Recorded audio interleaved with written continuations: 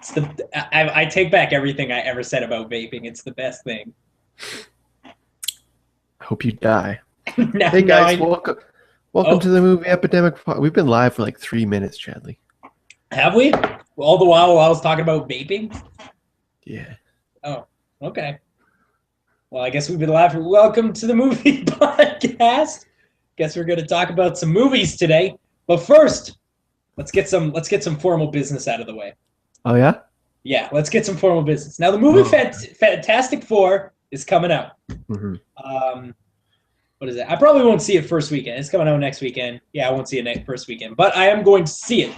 But Colby and I have differing opinions on whether or not this movie is going to be good. So, I don't know about that. I just believe it's going to be a bomb. It doesn't matter if it's good or not. Good movies have bombed before.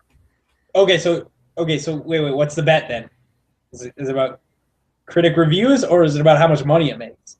It's still about critic reviews. Okay, so here's the bet: is that I think it's going to be good, at least a 70% good, because I like my boy Miles Teller. He kills everything. Buck LeDuc thinks that this movie will not do so great critically. So here's the bet: after the first weekend of this film being out, if this movie has less than 70%, I will, right here on the show, eat whole a Carolina Reaper pepper, which, as of 2015, is I have it in my fridge. It's ready to go. It's the spiciest pepper in the entire world. How long has it been in your fridge, though? It's been there for, I don't know, I bought that maybe a month ago. Okay. Still got its spice then. Yeah, it's still hella fresh. And if it gets more than 70%, right here on the show, Buck LeDuc is going to pour soup into a sock, a dirty sock, and drink soup out of a sock. I'm gonna eat it with a spoon, but I will get every drop, Chad. When you're done, just to make sure, you gotta wring it out into your mouth. You gotta wring it out. Absolutely. And it'll be a feast. It'll be a feast on the Movie Epidemic podcast. Yeah, so you guys should be looking forward to that. Fuck, I really hope that movie does not bomb, because I really want to see you eat soup out of a sock. Oh my god! So today we're going to talk about some movie shows that we watched this week. We're going to talk about the new movie Ex Machina, starring my boy Domhnall Gleeson and Oscar Isaac. Well, beautiful Oscar Isaac. Beautiful. I loved his beard in this movie. Then we're going to do our top 5 robot movies, which was way hard to make, because here's the thing about robots.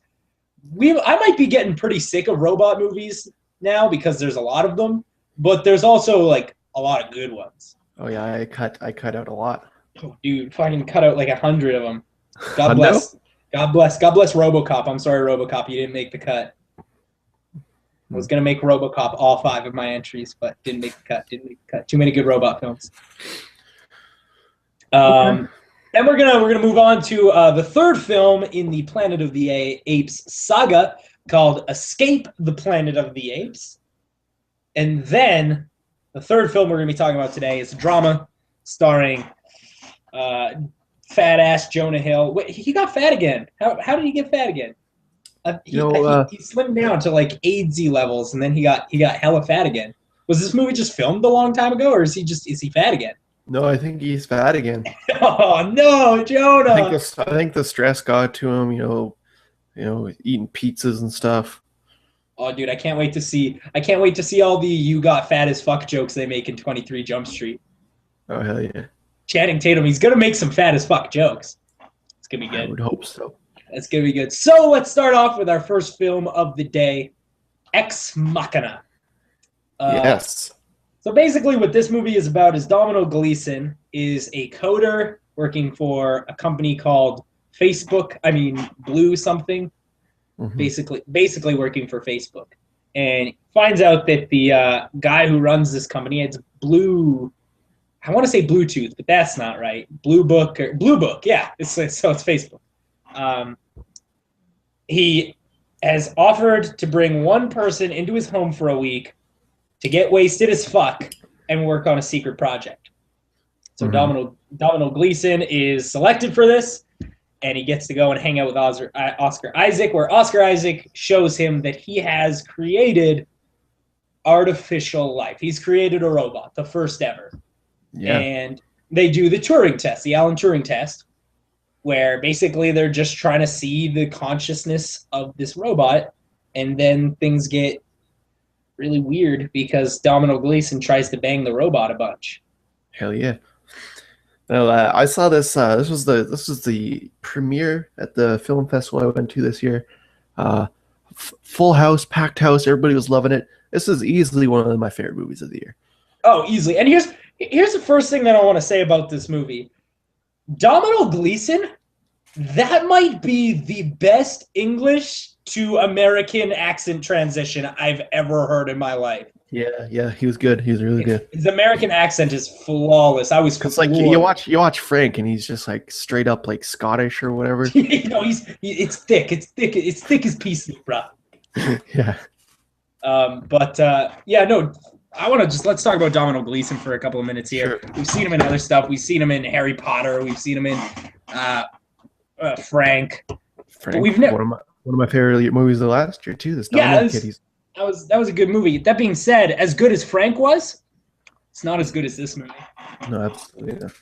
This movie was electric. I was on the edge of my seat. Like when I saw the movie, when I saw that like the poster, I was like, oh boy, it's gonna be iRobot. That's all it is. It's just gonna be iRobot 2015. It's nothing like that. This movie actually doesn't even have very much action, very little action. It's the character relationships between Domino Gleeson, Oscar Isaac, and that Alicia girl. I don't know what her name. Alicia something. The girl who played. Vikander. Yeah, Alicia Vikander, the girl who played the robot. Like that's what I really like about this movie is that there's no cast. There's no cast other than those three people and then an Asian girl. Mm-hmm. Yeah, it's pretty low budget, little British film by Alex Garland. He wrote what is that zombie movie? 28 Days Later. 28 Days Later, right. He wrote 28 Days Later, but this is the first thing he's ever directed himself. Yeah, he also wrote the Dread script, which was really, really good movie. I don't know. Did you ever see Dread? No, I heard it was garbage, though. No, you didn't. Is that the Sylvester Stallone one? No, it's the new one from like 2 years ago. Yeah, starring fucking Carl Urban. Oh, of Star Trek fame. Yeah. When I first saw Star Trek, awesome movie. He also did that, and this is the first thing he's directed. Yes. First time I saw Star Trek, at the beginning credits, I thought it said Keith Urban, and so I thought that's who Keith Urban was for a really long time. I was like, that country singer, like, isn't he Australian or something? Also married to Nicole Kidman. Good catch. But Ex Machina. Let's get back to it. Alex Garland. This is the first thing he ever directed, and goddamn, what an awesome way to start off your directorial career. This guy's probably already getting blockbuster offers out the ass. I'd imagine, yeah. And you know what? Like, I rarely say this about a movie that came out so early in the year, because this came out in April. Yeah. I rarely say this about a movie that came out this early in the year because they mostly come out at the end of the year. I would be surprised if this wasn't nominated for Best Picture. I would be genuinely surprised if this was not nominated for Best Picture. We'll see. Because it captures human spirit so well, and there's very few movies that do it as well as this. And it's not. I like when robot movies capture the human spirit. That's what I kind of liked about Chappie. I mean, Chappie no hurt. Chappie no crime. Chappie no hurt. This is one of the best movies of the entire year. Domino Gleeson, he gives a killer performance, but Oscar Isaac is electric, dude. Oh, he's so good, dude. Like, I couldn't believe, especially after seeing A Most Violent Year that had him in it. I was shocked it was the same dude. It's not his best work. I was shocked that was the same dude. I was looking at pictures of him from that movie and then this movie and then being like, oh, no, yeah, not completely different with the shaved head. Yeah, not. Did you ever see Llewyn Davis? I've not seen Llewyn. Oh, Inside Llewyn Davis. That's a Coen film. No, I never saw it, but my brother said it was the best movie of the decade. I need to see that movie. Oh, he's incredible in that also. He's the main character? Yep.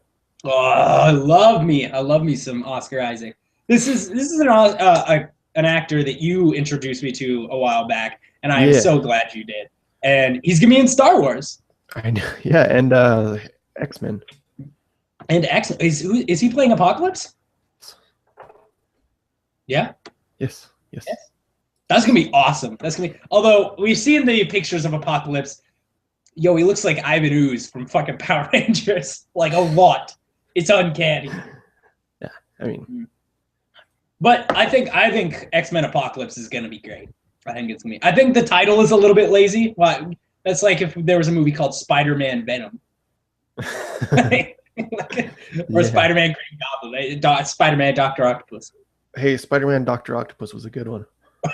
or Iron Man. Marvel versus Marvel. Marvel v. Marvel. Marvel v. Capcom. Oh, dude, how good Marvel suit versus another Marvel suit that's the same suit. What if hypothetically they started making like really decent ass Street Fighter movies, and then they meshed Street Fighter with the Avengers and made a Marvel vs. Capcom movie? How good would that be? Yeah, I would. That would be all right. But what would a Street Fighter movie be like? I don't know. We've already seen. We've seen the one with Jean-Claude Van Damme. Yeah, have you ever seen that? I have seen that. It's not good. Jean-Claude Van Damme is like plastered across the front cover. He's barely in that movie. Yeah, he's at the end for like a few minutes. Yeah. Oh, I don't remember who played the bad guy in Street Fighter, but it was someone awesome. Why can't I think of it? Anyway, the guy who played M. Bison. I don't remember who it was, but I remember being someone awesome. But so yeah, that would be cool. They did Marvel versus Capcom, but they would need to reinvent both the Street Fighter film franchise and the Resident Evil film franchise, and I have no expectations that those could be any good. Those would be shit. But I said this a couple of times this week to people, especially after seeing this film about Oscar Isaac, is that I firmly believe that in 2 years from now, 2 years tops from now, we're going to be able to say Academy Award winner Oscar Isaac. Yeah, I would think so. This is the guy who's big and he's coming up and he's electric. He's like Tom Hardy good. Yeah, he reminds me of Tom Hardy a lot because they're like the new guys, but they keep putting out great stuff. Yeah, they're murdering the acting game. Now, Ex Machina as a film itself, gripping from the second you turn it on there was not a dull moment in that movie, and that's what I really liked about it. They didn't fuck around, it wasn't. It's a relatively short watch, but it's not an easy watch. No, like it's uncomfortable. It rips your fucking body apart, and you feel heavy afterwards. Yep. Yeah, I watched this movie at fucking 1 a.m. when I had to work at 8 the next morning, and I put it on legitimately thinking I'll just fall asleep. Couldn't. I was so engaged, and that's what's so good about this movie is that there's many movies. There's something to say about the cinematography in this movie for sure, because it's all in one house. Everything takes place in one house, but it always looks different. Yeah, they find ways to make it look fascinating to the eye, despite the fact it's a cool house. That could be part of it. It's just cool fucking house. Absolutely, 100%, great house. But I met the cinematographer, so that's Oh, so you're just giving him a little shout out? It's one of those things I think about too, because he talked about how he was inspired by Kubrick and stuff, and you can see that. Yeah, there's definitely some Kubrick-esque. It reminded me of 2001 a little bit, just in the style of filmmaking. Style-wise, yeah. Yeah, script-wise, totally different film. Very, very, very different. No 15-minute segments of a guy in a chair going which, by the way, is my favorite part of that fucking movie. That you think the 15 minutes of that would be boring? Nah, dude, it's so good. But Ex Machina, yeah, it's creepy, it's unnerving. Special effects, what about those? For a low budget film, the special effects are fantastic. Oh yeah, Like they weren't shiny. They were 2015 effects. and they didn't overuse it either, which I No, liked. it was just sort of they used it when they needed to. They were very cautious with how they went about making this film. And I don't want to give anything away because this is a 100% fuck yes movie that you have to see. But that ending had me screaming. I Oh was, yeah, I oh yeah. was like, no fucking way. At the That at is the at the theater, people were fucking losing their minds, dude. oh, I couldn't. I was fucking all over the place at the end of that movie. Like And it's almost like when I was watching it, the whole movie is about a Turing test where you have Domino Gleason and the robot girl speaking back and forth, where he's trying to distinguish whether or not she is a smart enough artificial intelligence to thrive in a human world. And I felt like, as a viewer, I was being taken through a Turing test myself. sure, yeah. I think that's You all know, intentional too.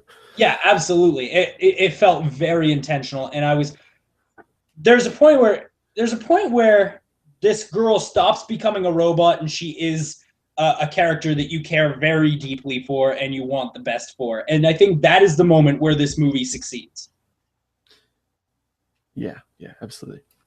It's So the script is really good. There's like a lot of funny moments too, which really break up some of yeah, the uneasy stuff. So I like the part where she put on the dress and was like, actually, no, my favorite part was when Oscar Isaac was like, "Oh, I know what you're thinking, and yes, she can fuck." the best part in this movie is the dance scene, and it's maybe one of the best things of the year. That was unbelievable. Silliest shit. But yeah, no, it's uncomfortable. It's gripping. It'll hold your attention from the second it starts to the second it ends. This is a great movie. Yep. It's as far as indie films go, this is my favorite thing of the year. Yeah, absolutely. I stamped this with the official movie Epidemic seal of approval. 100% fuck yes. And this is out on DVD now, so you have no reason not to watch it. You can watch this on your fucking laptop now. So you have no reason not to. It did have a limited release, so you may have missed it. You may have missed it. Yeah, but, it wasn't in a lot of theaters, so it was in a few of the bigger ones, but it didn't stay for long. It didn't stay for long. Yeah, it was. I think it was here, but I don't think. I think it got booted out by like Avengers pretty fucking fast. Yeah. But yeah, great film. Probably one of my favorites of the year. So you should probably check it out. Yeah, absolutely. It's definitely up there for me as well. So this movie, as we've spoken, is about robots, and I love robots. And so we did our top 5 robot movies. So many robot movies I couldn't put on here. Robot. So many fucking robot. Good robot movies. Chappie, of course. Chappie. I couldn't put iRobot or Wall-E. Nope, didn't hit those guys. Nope, me neither. One that I almost put on, I came so close, was Godzilla versus Mechagodzilla. Oh, you know what? I actually have that guy on my list. So. Oh, goddamn right. Okay, let's just start off. We'll do our shout outs after, so that we're not spoiling. Sure. Anything. I went a little off book here. I know it's supposed to be top 5 robot movies. I just went top 5 favorite robots.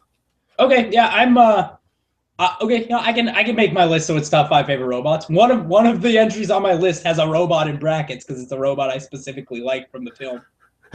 Yeah. So why don't you start us off this week? Okay. This is a indie movie, came out I want to say 2012 or 2013. It's called Robot and Frank. Oh, with Frank Langella. Yeah. I only saw the trailers for this and I was like, that looks like the silliest, most like heartwarming film ever, and I haven't seen it yet. So what this movie is Frank Langella he's an older guy. He's his family needs to take care of him and stuff, so they buy him a robot caretaker, basically, and he teaches the robot how to do heists and stuff. Heist. And I just really like the robot in this movie.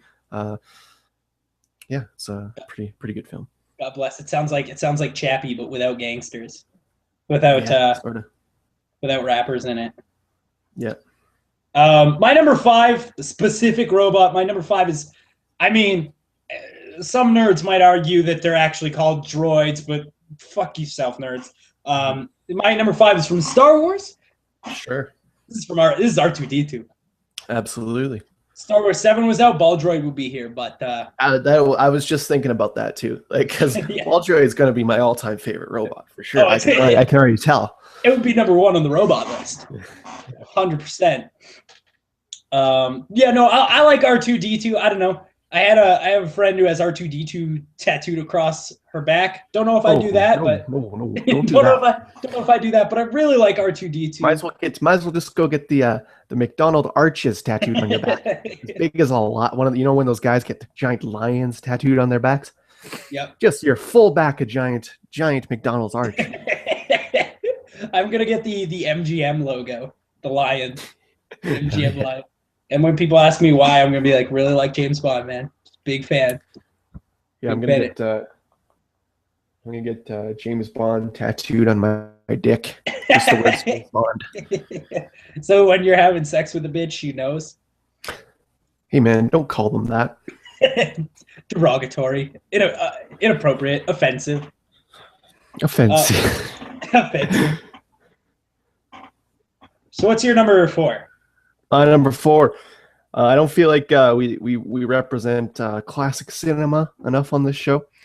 As much as I enjoy it, this is a 1927 film, the most expensive silent film ever made. Fritz Lang. This is Metropolis. Tit robot from Metropolis.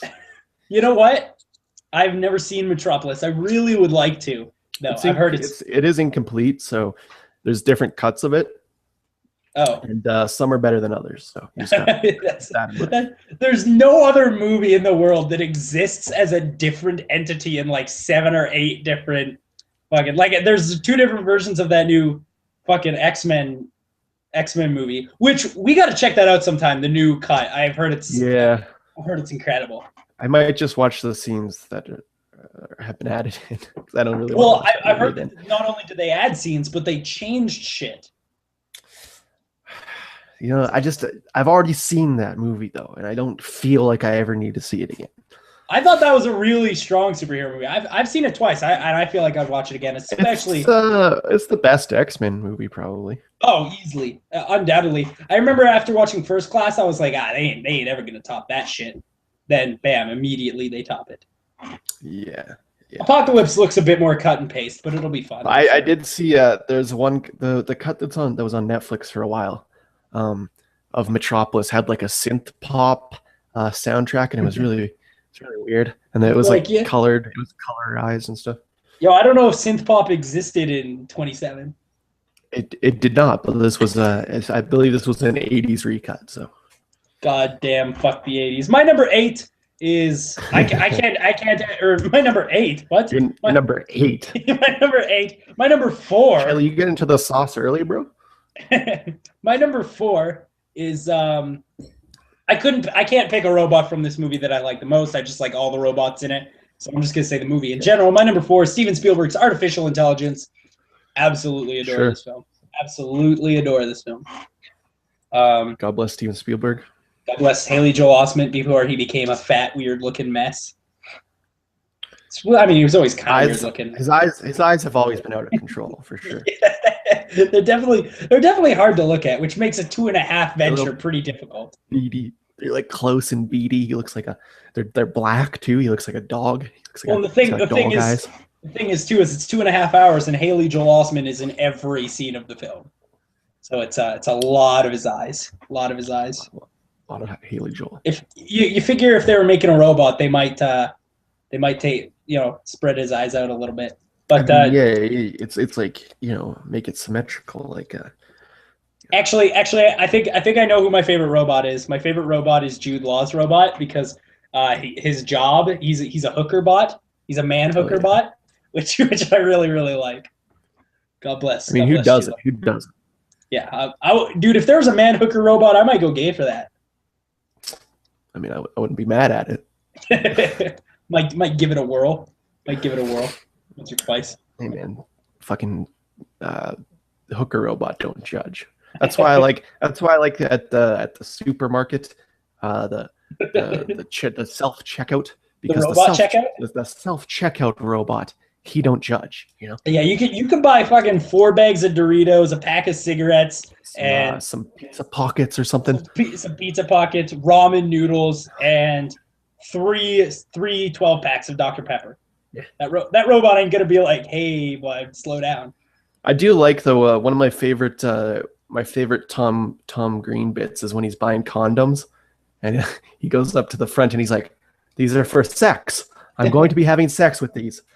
It's I mean, that's pretty good stuff. I don't care for Tom Green. He might be funnier if you've seen him live, which I know you have, but I don't know if I would see him live.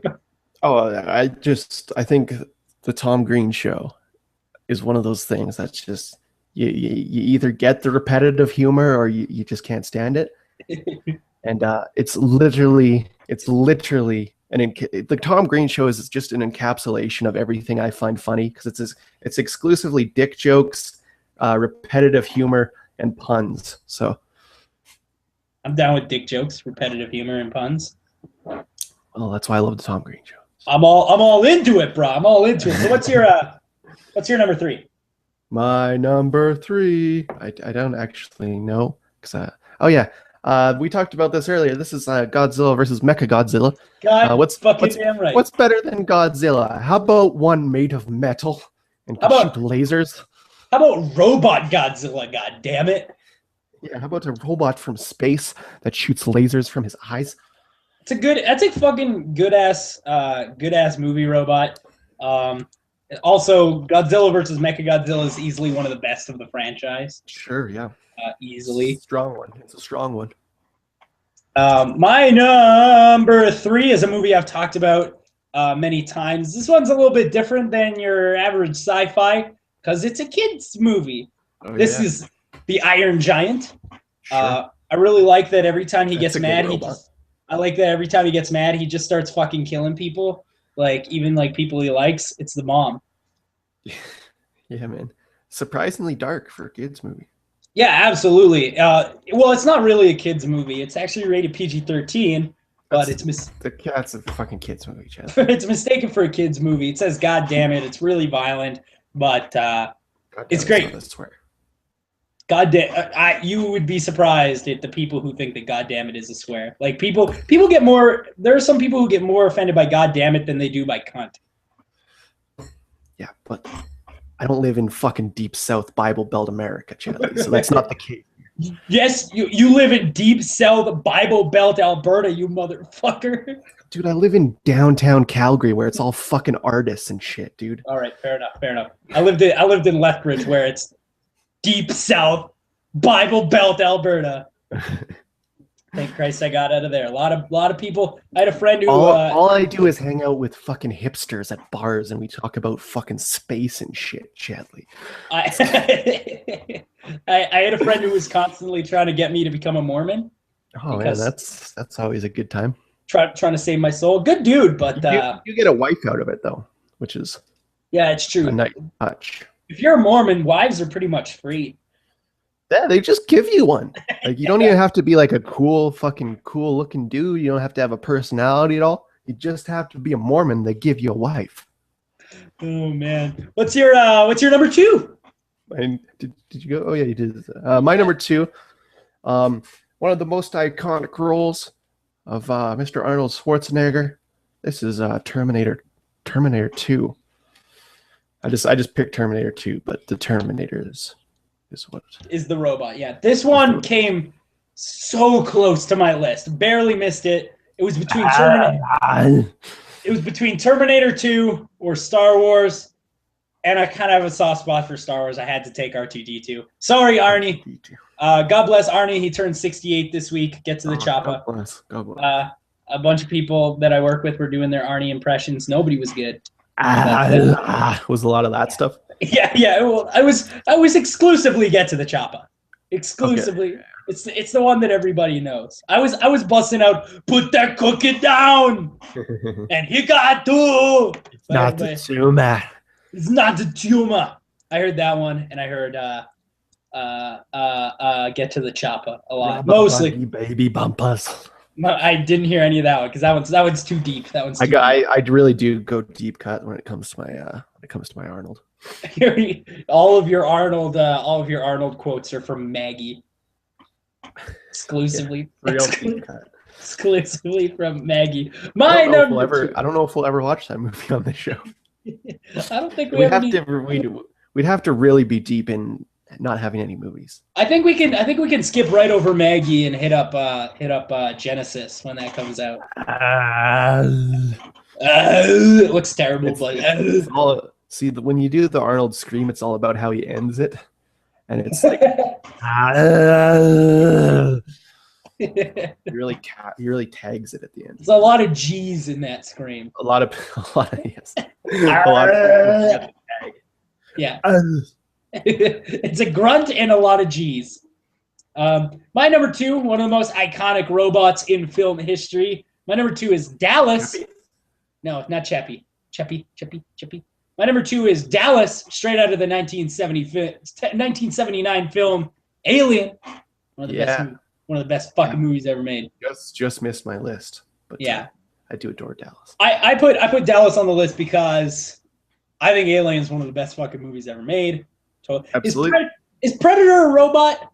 Is Predator like? I feel like they give him like the robot gun. Like they give him the gun. Yeah, I don't think he's a robot. I didn't put him on the list, but like he's a robot. Gotta be a robot. Maybe because he's got like the night vision and like you can zoom in and shit. I don't know. That's what I was thinking. Is that he can zoom in, so he's practically a robot. I don't know though, because they kill him right, and in like the second one or something. Yeah, but you can kill a robot. You just gotta fuck up its core. I don't know. It's like a robot. But don't they rip them apart? I haven't seen those movies in so fucking long, but I feel like they rip them apart. And it's you know what? I think it would be closer to say that he is a alien cyborg. I would say that's probably I would accept that. I'd accept sort of organics type of cyborg, yeah. So here we are. We're at number 1, the number 1 robot in film. What's your number 1? My number 1's RoboCop. Your number 1's RoboCop? My number 1's RoboCop. God damn it! I was so close to putting RoboCop on my list and making it all 5 entries with RoboCop number 3 sitting at number 4. But goddamn, RoboCop is a gem. Absolutely. Oh, he's one of the best robots ever created. Oh, absolutely. My number 1, also one of the best robots ever created. If you know anything about me, you probably saw this coming. No. Yeah. Yes, Chappie. No. My number 1 is Hal, straight out of 2001: A Space Odyssey. He's just got some incredible fucking lines. His lines are so simple, but they have such an impact. That's what I like so much about Hal. Absolutely. I really like when he goes berserk. Hal is iconic. Yeah, I like when he goes berserk and he tries. There's Simpsons episodes about this. A lot of people know like the glowing red light, but they don't know who Hal is. You know, I mean, they don't know what he's from. Exactly. I think everybody who hasn't seen 2001: A Space Odyssey is doing a disservice to themselves, honestly. And I know a lot of people who are like, "Oh yeah, I watched that movie. I think it was bad," and I was like, "I don't think you watched it, then." I mean, nothing Kubrick has ever done has been bad. No, nothing he's done has ever been bad. Even if you even considering that is pretty much, he's like, when it comes to the Mount Rushmore of directors, Kubrick without a doubt. He's Washington. He's Washington. It's right up there with probably Hitchcock. Probably I'd say Spielberg. Spielberg, I would say, is probably revolutionary. So I believe he'd be on there. Schindler's List and Coppola probably. Coppola would probably be the other one. Yeah, that's you know what? That's pretty it. Strong, pretty strong. Kubrick, Spielberg, Coppola, and what was the other one we said? Hitchcock. Hitchcock made some of the best. I mean, there's definitely a million directors out there that probably deserve to be on there, but you know, can't fit them all. If you think like when it comes to like just popular culture and like how people perceive things, there's great people. Like for example, I've talked about Metropolis, Fritz Lang, probably one of the greatest directors of all time. I mean, It's hard to say. It's hard to say where you put these people because they're not in the spotlight, you know. And Spielberg definitely. Ang Lee as well, director of Hulk, starring Eric Bana, and maybe less so, but yeah. Life of Pi. You know, Ang Lee. Okay. Spike Jonze. Some people might put Spike Jonze up there. Some people might put like a Tarantino on there. Nah. I mean, like Tarantino, I could see that.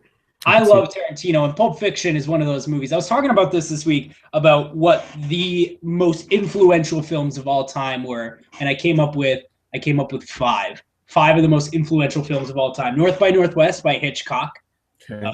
Godfather, Schindler's List, Pulp Fiction, and The Dark Knight. Those are the 5 most influential films of all time because all 5 of those movies changed the way that people look at movies and direct movies. Because ever since Dark Knight, which is a great movie, nothing but gritty reboots, son. They fucked it up. Great ass movie, but they fucked it up for everybody. Yeah, I remember I've been yelling about that for fucking 10 years. You know that. Yeah, you're pretty down with gritty. How do you feel about the Power Rangers gritty reboot? Gonna watch that? Nah. I don't fucking.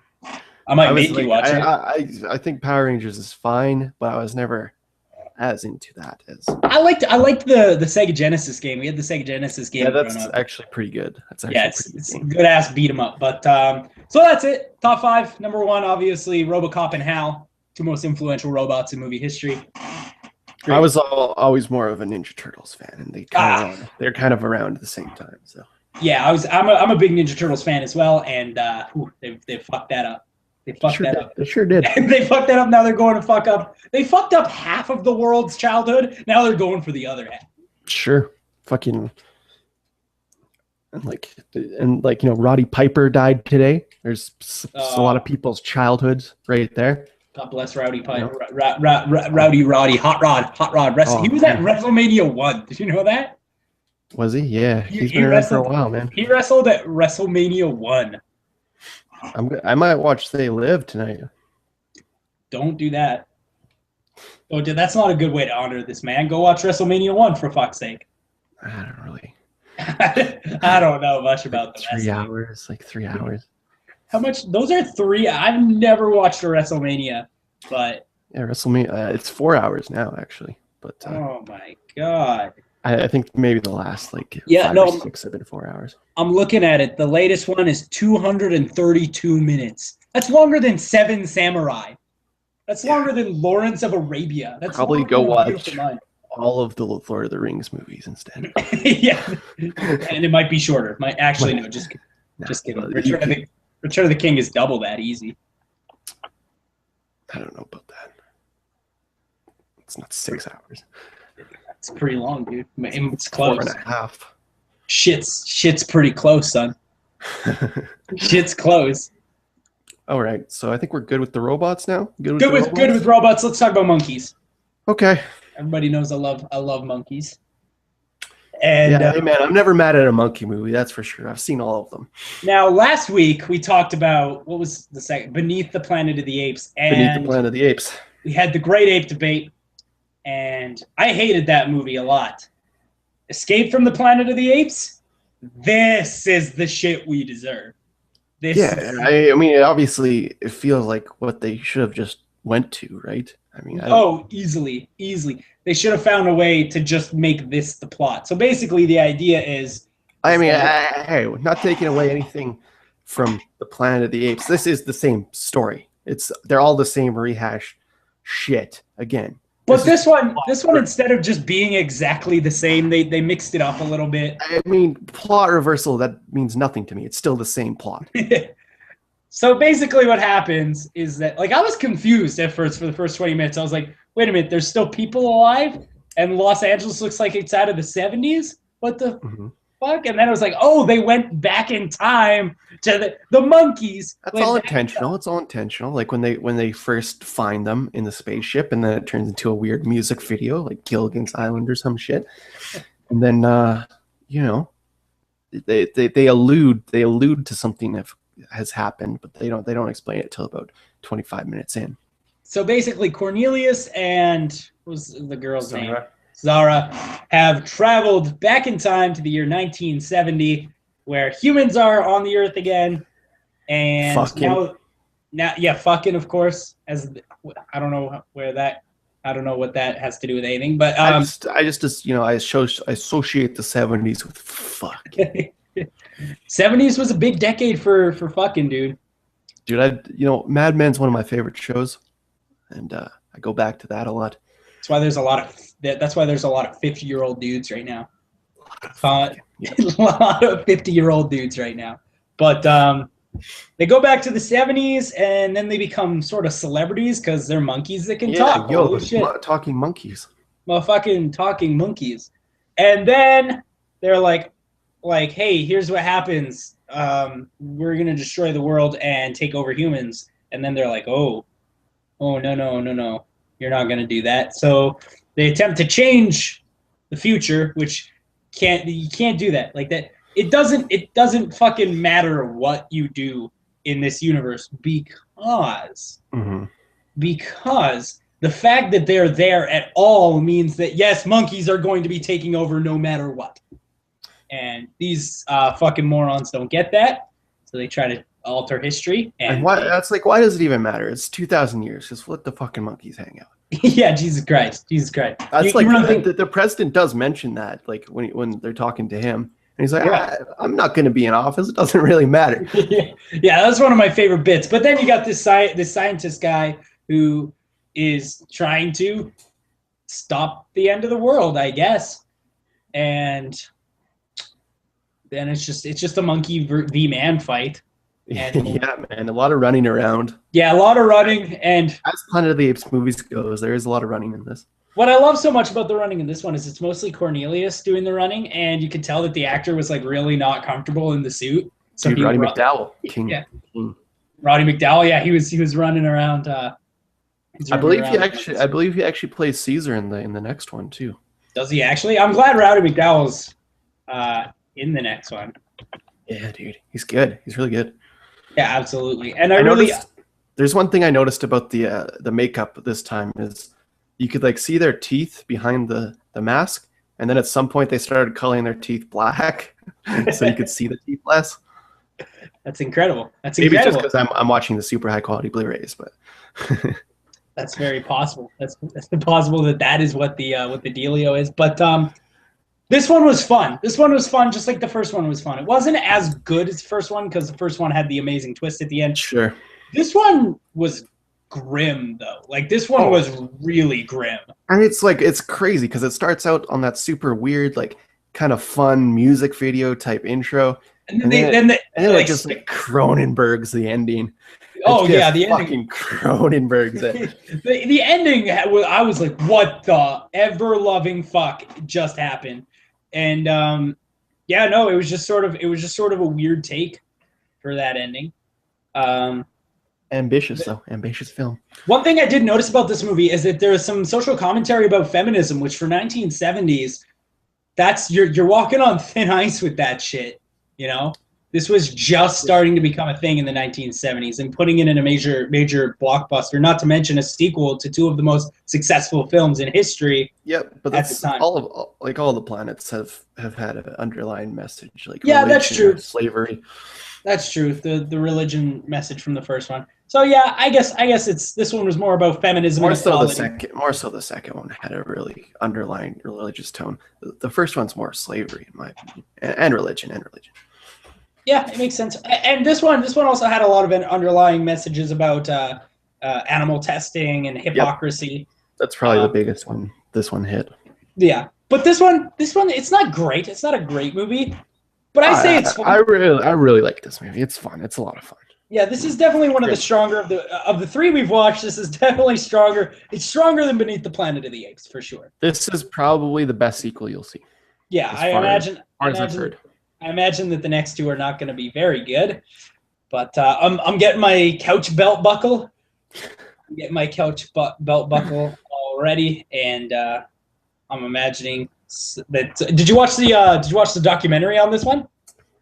I don't think there was one for this one. Oh damn! Because Once I'm done, there is a documentary called Behind the Planet of the Apes. It's like 2 hours, so I'll watch that towards the end, and then. you know what? We'll both watch that. Oh yeah, you could probably find it. It's probably online. It's fucking dude. It's 2 hours. That's a fucking movie. That can be part of our podcast. Good call. Beyond the Planet of the Apes. Now, are we gonna watch that after the original 5, or are we gonna watch that? We'll watch it after the original 5 because it doesn't have much to do, I don't believe, with anything else. With the reboots. Anything to put off watching the Tim Burton film. Marky the, Mark.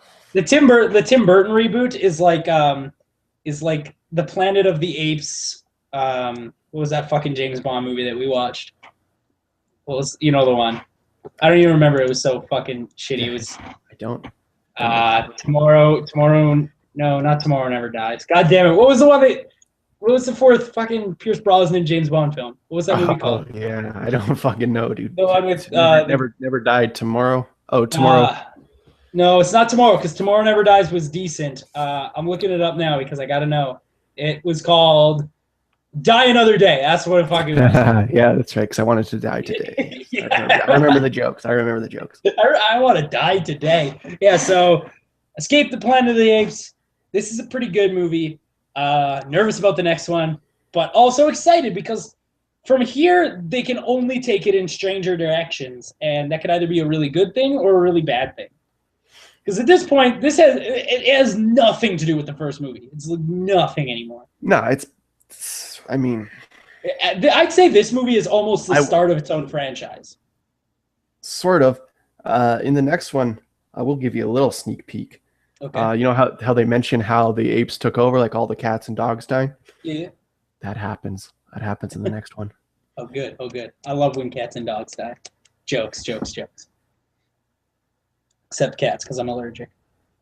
Yeah. Hundo, kill them all. Kill all cats. Kill all cats. I want all cats and dogs to die because I really like the idea of having a monkey pet. Oh, dude, I want a monkey butler so hard. Would you put him in a little tux all the time? Oh, I mean, only if you wanted to. You'd lay it on his bed and he would be able to I think he'd want to.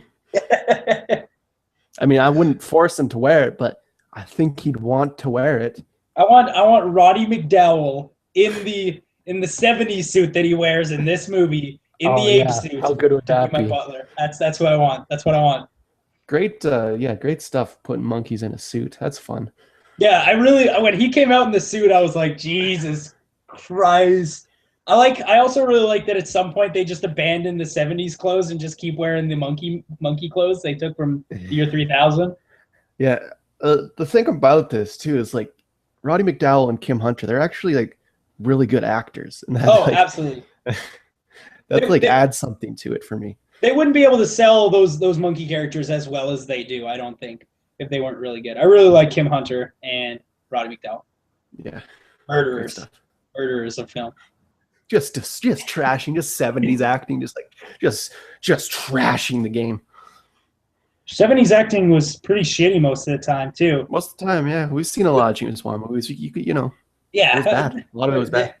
I mean, you got your Christopher Lees, but like, hey man, sure. Christopher Lee was the goddamn Tom Hardy of his time. I mean, yeah, he was big in the 50s too, though. So. Oh yeah, but did he do Dracula? Dracula, was that in the 50s? The Hammer Draculas were in the 50s, yeah. No, that's all they were. 1958. Horror of Dracula. More like Horror of Dracula, right? Good porn title. Yeah. So let's talk about this last movie. This is buckle up because I've got lots to say about this movie. True story. The movie is called True Story. First of all, I know it's named after the book, but hey, Michael Finkel, come up with a title for your book that's not garbage. The title sucks. It sucks so much. It says nothing about the movie other than the fact that it's true. And guess what? Most true stories say on the fucking DVD box, inspired by true events. Yeah, like Fargo. Yeah. Fargo didn't actually happen. Yeah, it says based on a true event. Fargo actually happened? No. It's fucking just, it's... Coen Brothers is being weird. Wow, okay. Haven't you seen that movie that's a Japanese girl like finds Fargo and she thinks there's actual treasure buried in Minnesota? No, This is that's based on amazing. That's amazing, though. I would love to see that. Kumiko the Treasure Hunter. We should actually do that on the show. That might actually be. Is that recent? I'd love to watch that. Yeah, it came out earlier this year, I think. Oh, dude, I love it. I love it. But so true story. You have Jonah Hill, and he plays Michael Finkel. And the story is, and this actually happened. This is actually true story, as the title suggests. True story. Michael Finkel was doing a story about poverty in Africa, and he took 5 different young African American stories, and then he took all of the shittiest parts of each one's, like all like the biggest hardships, and he put them all into one story and claimed it to be one person. Yeah. So here's the deal: when you work for New York Times, you're not allowed to do that. That's I mean, really in most cases, when you're reporting, a true event, you can't lie about it. You can't lie about it. So basically, he lied. He actually did that, and he was good fired. read though. You ever read that article? Good read. No, I haven't. I don't think I would, because it's lies. I mean, pure. It's not pure lies. All the things happened in it. Yeah, but still a lie. But Well, so then, sadly, you have real weird morals. So it's not like you're not really a good person to judge that on. So here's the first really weird, strange part. The movie had a lot of sort of pointless dialogue between characters. I would say it's exclusively pointless dialogue. Yeah, there was a lot of dialogue that just didn't drive anything, and it was a lot of people saying "I'll tell you later." Just a lot of people saying "I tell you later," and you can't really change a true story. But but in my opinion, maybe not all true stories need to be told. And that's what I was gonna say. Is it feels like they're just kind of running out of true stories to tell. So this is not that interesting. I mean, like sort of interesting, but I would say this is a boring movie. Oh yeah, easily. I almost didn't finish it, if I'm being completely honest. It's okay. Like the performances probably save it. Oh yeah, absolutely. But here's the first weird part. Of course, Jonah Hill and James Franco. It's been proven to us time and time again that they are good dramatic actors, from movies like 127 Hours with James Franco, sure. Moneyball with Jonah Hill. They're incredible. They're really good. Jonah Hill is probably the best actor out of Seth Rogen and co. Yes, absolutely. Easily. He's better than Michael Cera, that's for sure. But the first really weird thing that I saw in this movie is that there is a lot of really strong performances, but why did they waste Academy Award nominee Felicity Jones on a character who didn't do anything? I mean, it can be said about all the characters. Nobody really actually did anything in this movie. No. But here's the thing: is that James Franco and Jonah Hill, they did some shit. Like, they didn't do much, but they did some shit. Sure, yeah. She's just Felicity Jones. How long was this, by the way? It was an hour 40. It felt longer. Yeah. I want to say that I didn't like this movie, but I was completely enthralled in the relationship between Christian Longo and Michael Finkel, characters played by Jonah Hill and James Franco. So basically what happens, we haven't mentioned this yet, is that shortly after getting fired, Finkel finds out that there's a guy who's an aspiring writer who murdered his entire family, presumably, and he used his name. He said he was Michael Finkel when he was arrested. So Finkel goes there and is like, why'd you use my name? And then he starts writing a book about this guy. They sort of hang out. He teaches him how to write. And the entire movie is pretty much all about, did he do it? Did he actually kill his entire family? And that would be a lot better if, like, a dialogue-driven film really needs enthralling dialogue. The performances were enthralling, but the dialogue wasn't. Like I said, it was just a lot of, I can't tell you that right now. And it was like, for fuck's sake, just tell him what happened. For the love of fucks. Some of those scenes where he goes to visit Christian Longo in the prison, none of the plot moves forward in those scenes. Yeah, that's true. And that's part of the problem. Another thing I noticed about this movie too, maybe I just noticed it because I was bored, and maybe this is a problem in a lot of movies and I don't notice it, but I noticed it a lot. The audio mixing in this movie was fucking trash. Whoever did the audio mixing Also, in it this also movie, could just been the copy you had. Like, you don't know. it's possible, but like sometimes the music was so overbearing to the dialogue, and it's like, hey, turn the volume down a little bit. Hey, The man, only reason I say that is because I don't recall it, but like, you might be right. Probably right. yeah, the audio mixing. It was a little overbearing on the music side. Not to mention, score wasn't overwhelmingly good either. Wasn't But that great to look at either? It was mostly just in a white room. yeah, it wasn't interesting enough to look at it. They went from the white room to his goddamn weird ass cabin house, to the courtroom, and those were the three places that this movie took place. Except for there's one part where Jonah Hill meets up with a cop in a car in a park, and I don't know why. Like, where's the park? What was the park? Why the park? But, I mean, that's not a big complaint, but That's pretty much a non-issue. Really. that's just them being like, oh fuck, our entire movie takes place in a goddamn room. But yeah, it's one of those weird cases where it's like good story, but like there's already a book. Maybe just read that. Like, is this really movie worthy? I feel like this movie was written specifically because they're like, we would like to see Jonah Hill and James Franco take on these roles.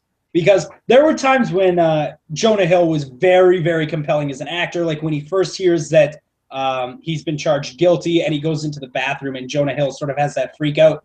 That is, he's amazing. Sure, yeah, I would say great performance, but like, yeah, maybe better movie. Maybe just a better movie. The script needed to be tweaked severely. But like, what else? What else could they have done, really, though? Not made a movie about this. Because this isn't. Yes, I agree. But like, if they did pull you in, they're like, Chadley, we need you to do a rewrite on this. What would you do with that? I mean, obviously you haven't read the book, so I guess you don't really know. Robots, yeah, okay. I added a couple of robots. There's no reason that the guard who was like tossing him around in the jail couldn't have been a robot. That's all I'm saying. Another really weird inconsistency that I noticed when watching this, I paused it and I was like, what the fuck? Is that this movie takes place in the year 2002. And yet Longo has a MacBook. I actually looked it up afterwards. The MacBook wasn't invented until 2006. So, hey, don't use technology in a movie. It's like the movie Dodgeball when he rents Mona Lisa Smile and it's supposed to be 1992. I would almost consider that being intentional silliness, though. Yeah, that's intentional. This felt like it was just a fuck up. They were just like, we want you going through his computer at some point and looking at the weird video files he has of his family. He's like, okay, well, like nobody did that in 2002. Like they had him on like fucking not even SD cards. What was the long card that came before the SD card? You know the one I'm talking about that people had in their digital cameras. That was actually that's a Sony based SD card. Oh, well, anyway, it's not really used. I mean, I think some cameras still use it and PSPs use it, but I mean, yeah, it was around. It's beyond the point. The point is that he wouldn't have a MacBook, and if that didn't actually he might happen, have had like a Lenovo ThinkPad. Those were around in 2002. Yeah, like, but if that didn't actually happen, like where he looked through this guy's laptop and found video files of his family, don't put it in the movie. There was no point for that scene. The only point was that they wanted to show us that clip of him with his family acting happy. It was pointless. Yeah, I don't know. It's like, it's one of those movies that I have a hard time believing this needed to be made. Yeah, no, I'm definitely with you there. There's been a lot of biopics about true stories more recently. I can think of maybe 2 or 3 last year, and even when we got to the one with, what was the Steve Carell movie with Channing Tatum? Oh, Foxcatcher. Even that was like tripping the line of this doesn't really need to be made. Yeah, no, that wasn't really a movie. The last 20 minutes of that was a goddamn motion picture. The rest of it was just Steve Carell doing coke. The rest was Steve Carell in a prosthetic nose. Yeah, prosthetic nose, absolutely. Yeah, I think it might just all boil down to the fact that we're running out of true stories to tell. But then there's like some good ones. I mean, there's been some good ones recently, like Imitation Game and the fucking Stephen Hawking movie.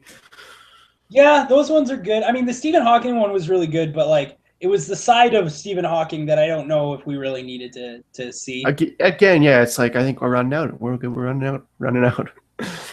The scripts are running pretty dry. I feel like they just have like a big old pile of. I am, however, really looking forward to Straight Outta Compton. Straight Outta Compton will be good. It's about Dr. Dre, because that's gonna have action to it. That's gonna have scenes that compel you to like watch the film. Like there was my copy of this shit out about a minute or an hour and 20 minutes in, and I almost didn't go back. I finished the film, but I almost didn't because it just didn't. It didn't compel me other than the performances. Rented it from Redbox and it had a scratch on the disc or something. Sure. But it was like The Judge, right? It's like good ass performances, but maybe no good. Maybe no story whatsoever there. Yeah. I don't even remember what fucking happens in The Judge. That's how little happens in that movie. Fucking dad gets cancer and he kills I will never forget Robert Duvall shitting his pants though. that one sticks with you, dude. And that's how you know you've made a good movie. Yeah. That's how you know you've made a good movie. If you have Robert Duvall shitting his pants, that'll stick with people. Tidy whities and rolling around in it. Yeah. I'll never forget that. That's for sure. In the bathtub and everything. Doesn't Robert Downey Jr. get like shit on his hands too? Yeah, they weren't shy with showing the shit. Like it wasn't like, oh, it's implied that he shit his pants. No, we see the whole thing take place. I wouldn't be surprised if Robert Duvall actually shit his pants for that scene. Hey man, everyone's gotta do what you gotta do. You gotta do what you gotta do. Hey, you don't get Oscar nominations for not shitting your pants. That's all I'm saying. That's true. Sometimes you gotta shit your pants. That's pretty much all I can say about True Story. I mean, I wouldn't give it 100% fuck no, maybe like a 90% fuck no, but it just is really boring. Yeah, and it did remind me of Foxcatcher. It's not quite as good as Foxcatcher. Yeah, Foxcatcher's a little better. At least stuff happens in that. Yeah, at least a little bit. Fucking nothing happens. It's smooth. It's so boring. I wouldn't watch it again. It's definitely not the worst movie of the year. But no, it's not. It's not 50 Shades of Grey or Joe Dirt 2. Mordecai. More Mordecai. This was better than Mordecai. Didn't we watch something recently that was also awful? I can't remember. Dude, probably. We watched some shitty movies, dude. Yeah. Wow. I feel like it might have been Joe Dirt 2. No, we didn't watch Joe Dirt 2. I would. You can't. I downloaded Crackle onto my smart TV just to watch Joe Dirt 2. Haven't touched it. I keep changing my mind. You gotta really be like in the mood to kill yourself for that one. I'm always in the mood to kill myself. I yearn for death. I yearn. Welcome death as an ally. Absolutely. So that's pretty much all we can say about True Story, I think. Next week, we're going to be talking about some good ass movies. We're going to be talking about Trainwreck. That's Amy Schumer's newest movie. I heard you get to see John Cena's ass in this movie. Well, is there which finger? Is there finger? No, I haven't heard a report on the finger yet. Okay. I think we might be the first to break that. Yeah, we'll take a look at this film. If there's finger in it, it'll bump it up like to. If it's a 4.5 movie, if it's got John Cena finger, it'll be a 5 movie. That's all I'm saying. If it's 2.5 movie, that'll bump it up to 3. That's a passable grade. But we're gonna watch Trainwreck with Amy Schumer. Continuing on the Planet of the Apes saga, this is Conquest of the Planet of the Apes. Conquest. That should be hopefully not shitty. Yeah, we'll see. And then we're gonna watch Entourage. Marky Mark, Liam Neeson. God bless the niece. Turtle. T.I.'s in it. Everybody's in it. It's almost completely fan service and cameos. So. Probably to fan service and cameos. Hey man, looking forward to it. It's gonna be. I think that's gonna be a fun movie, but it's not gonna be good. There's no way it'll be good. It can't be good. I don't know much about Entourage, the TV show. Like I've seen a couple of episodes, but my boy Jeremy Piven though, Ari Gold. Oh yeah. Fucking Haley Joel Osment, weird ass, fat ass, weird eye. Haley Joel Osment's in this joint. Hey man, My It's boy a lot of words you're saying. Billy Bab Thornton. Billy Bad Thornton's in it? Yeah, T.I.'s in it too. Yeah, you said that, and I've glazed over it because I don't give a shit about T.I., dude. Yeah, dude, you don't give a shit about T.I.? No, absolutely not. T.I. rules, dude. As an Out actor, of, anyways. out of all the rapper turned actors, T.I. can go fuck off. You didn't like American Gangster? T.I. and American Gangster with Denzel? Yeah, he's fine. But this Denzel, though, Yeah, overshadowing him. Yeah, true. I mean, I kind of think he stands his own, but that's it. That's the entire movie pod. Thanks for listening to us talk about the movies. Go see a goddamn fucking movie, you consumerist assholes. Go see a fucking movie, you Go sheep. go see Ant-Man, because that's what everybody is seeing right Go now. see Ant-Man, you fucking sheep. Fucking What else is fucking big right now? Terminator Genesis. Go see Terminator Genesis. Yeah, go see Throw Arnie a couple bucks. He needs it. God damn it. I feel like that movie did that do okay in box office? I don't know. Let's take a look. I'd imagine. I remember the first weekend it made like 12 million, which for a summer blockbuster is pretty low. Yeah. But I mean, for a movie, it's pretty decent. Terminator Genesis. Let's see how much money this fucking thing has made. Probably lots. I'd imagine. I'd imagine, right? Holy Jesus H Christ! This movie has made $306 million. What was the budget? 155. So they've already broke even. Okay. Arnie's got a paycheck and a half there. New mission, new fate. Terminator Genesis. The problem with that, like, if it does well enough, they're gonna make more, and it's like you gotta stop with this. It's true. We gotta stop with sequels in general, dude. I'm done with this. Yeah. Why aren't there original films anymore? Well, there is, and we talk about a lot of them, Chad. The Ex Machina, for example, True Story, for example, 2 original films on deck tonight. How dare you? How dare you? What we talked about last week? What was it? Spy and Me and Earl and the Dying Girl, 2 original films, Chadley. I mean, Spy less so. All right, but like most of the big movies are sequels. This is every movie's a sequel now. I know what you're saying. I'm just saying, don't lose faith, Chadley. There's still a lot of great films out there. Oh, absolutely, and we're dedicated to finding them and skimming over shit like fucking Ant-Man. No, we're talking about Ant-Man on this show. All right. Oh, goddamn! We'll have to wait till it's out on VOD though, because I refuse to pay for that. I might make you go see it in a couple of weeks here. I might make you go see it after the train wreck. Fuck yourself. Do a double feature, fucking Chadley. Fuck yourself. You fuck boy. Fuck you.